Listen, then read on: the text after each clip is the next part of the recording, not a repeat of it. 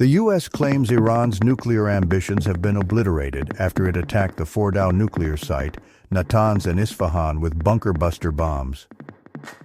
Taken from The Times, www.thetimes.com, established in London, 1785.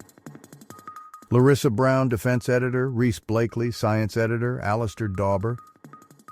The task for many of the pilots was to fly some 7,000 miles into Iranian airspace undetected and destroy Tehran's nuclear program.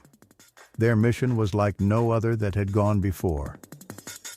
More than 145 U.S. aircraft, including fourth- and fifth-generation fighters, air-to-air refueling tankers, spy planes, and a guided missile submarine were involved in what unfolded.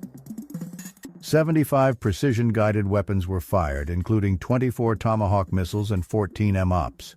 Not a single shot was fired in response. Hegseth said the mission, which took weeks of planning, was an incredible and overwhelming success. "We devastated the Iranian nuclear program. Iran's nuclear ambitions have been obliterated," he added. This is how the attack unfolded. As the bombers left the continental United States early on Saturday morning, the details of the highly classified mission were known only by very few in Washington, said Dan Razin-Kane, chairman of the Joint Chiefs of Staff. President Trump was determined Iran would not know what was coming. On his mind would have been Signalgate, an embarrassing security breach when high-ranking U.S. officials, including Hegseth, used the encrypted messaging app Signal to discuss classified information, specifically plans for a military strike in Yemen. Only 2 days previously, Trump had said he would give Iran up to 2 weeks to enter into substantial negotiations before striking. The UK, America's closest ally, was informed only shortly before the U.S. attack took place. As part of a plan to maintain tactical surprise, part of the package proceeded to the west and into the Pacific as a decoy.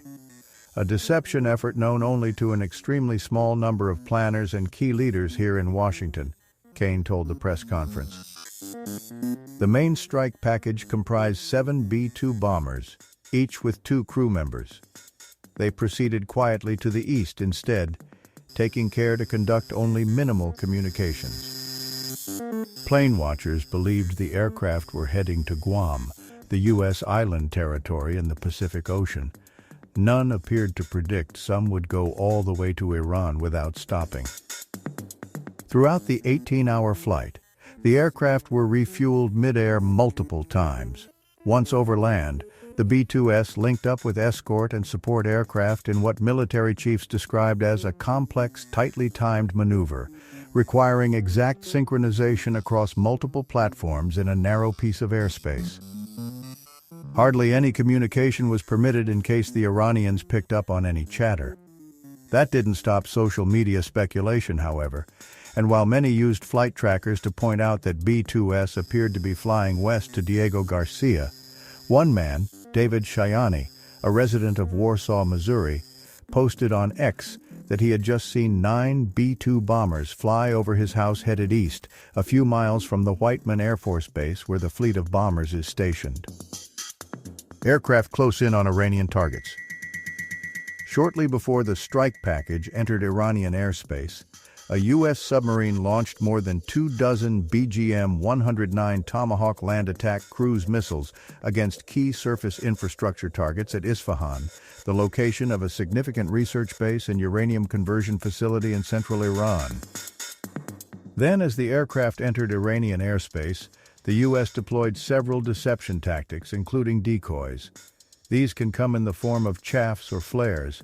The 4th and 5th generation aircraft, presumably F/A-18S, F-22S, and F-35S, pushed out in front of the bombers at high altitude and high speed, sweeping in front of the bombers to defend against any enemy fighters and surface-to-air missile threats. Iran's fighters did not fly, and it appears that Iran's surface-to-air missile systems did not see us throughout the mission, Kane told reporters. As the bombers approached the Fordow enrichment facility, a factory and Iran's most heavily fortified nuclear site, built inside a mountain on the edge of Iran's Great Salt Desert, as well as the Natanz complex, Iran's primary uranium enrichment facility, The U.S. deployed high-speed suppression weapons to ensure the safe passage of the aircraft. Fighter jets employed preemptive suppressing fires against any potential Iranian surface-to-air threats. Suppressing fires would refer to a combination of jamming and the use of missiles to destroy Iranian radars and ground-based missiles, according to Matthew Saville, Director of Military Sciences at the Royal United Services Institute, RUSI. "We are currently unaware of any shots fired at the U.S. strike package on the way in," said Kane. At approximately 2:10 a.m. Iran time, in the small hours of the morning when the enemy is considered to be at its weakest, the lead B-2 bomber dropped 230,000-pound class GBU-57Bs, the massive ordnance penetrator, MOP, on the first of several targets at Fordow in precision strikes. The remaining bombers then hit their targets with a total of 14 MOPs dropped against 2 nuclear sites. Trump said a full payload of bombs had been dropped on Fordow. At 6 meters long and weighing 13.6 tons, the Bunker Buster bomb is the most powerful non-nuclear bomb in the U.S. arsenal and has a thick steel outer casing that can penetrate fortifications up to 60 meters below ground. The GBU-57, the massive ordnance penetrator MOP bomb, at Whiteman Air Base in Missouri, U.S. Air Force AP. It is designed to destroy targets buried so deep no other conventional weapon could reach them. Dropped from a B-2 stealth bomber flying at high altitude, it is thought to accelerate to a speed faster than sound, using sophisticated fins to home in on a preset target. Its pointed nose is designed to pierce hardened layers of rock, concrete, and steel. Although the bomb's precise capabilities are classified, the initial impact is estimated to deliver as much as 900 megajoules of kinetic energy, roughly equivalent to a fully laden Boeing 747 slamming into a barrier at 170 miles per hour. The difference being that with the bomb, this energy is concentrated on a tiny area. Sheer kinetic force will take it through up to 60 meters of reinforced concrete or hard rock. Only then would its explosive charge, thought to weigh about 2.5 tons, detonate. The blast is intended to collapse or cripple the target. Fordow is buried up to 100 m beneath a mountain, shielded by concrete and steel. All 3 Iranian nuclear sites were struck in just 25 minutes. Tomahawk missiles were the last to strike at Isfahan. Then the aircraft left Iranian airspace and returned home, without coming under attack. Iran's fighter aircraft did not get airborne, and its surface-to-air missile systems appeared not to spot the U.S. aircraft. "Throughout the mission, we maintained the element of surprise," claimed Kane. Battle damage assessment. The U.S. is still trying to assess the damage. However, Trump said the attack had completely and totally obliterated the 3 sites. According to the Pentagon, all 3 sites sustained extremely severe damage and destruction. Israel's President, Isaac Herzog, was more cautious in his assessment, warning the BBC that the full details are yet to emerge.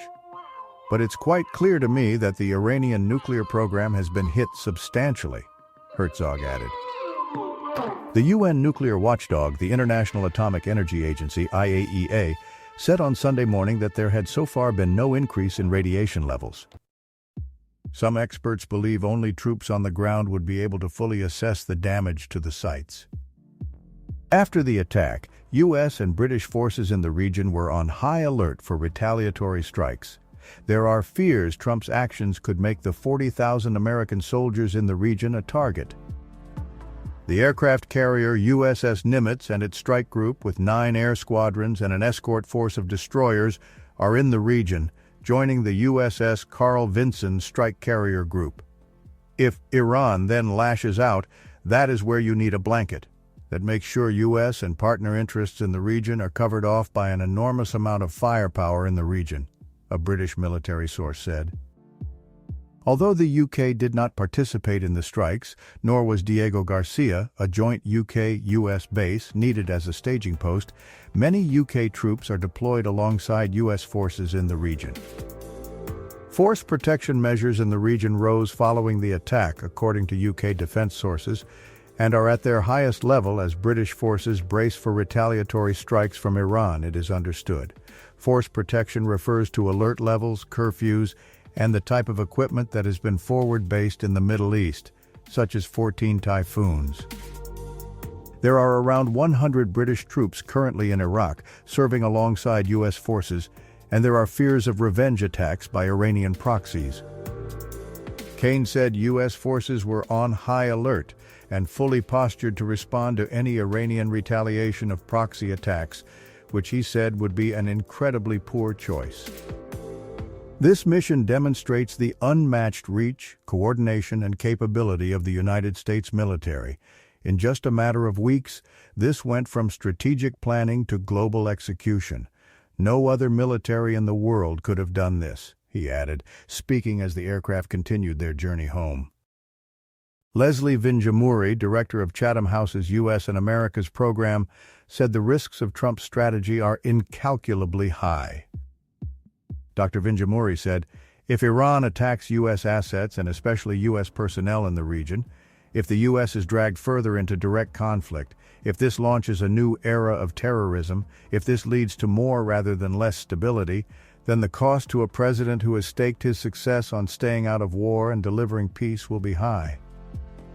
She added, it is essential now that U.S. attacks on Iran's nuclear sites be leveraged to drive further negotiation. Thank you for watching this AGNDD intelliReport, dear viewers. Please like, subscribe, and click the bell button to get notified during new uploads. And make sure to tune in next time. Stay safe and healthy. Cheers!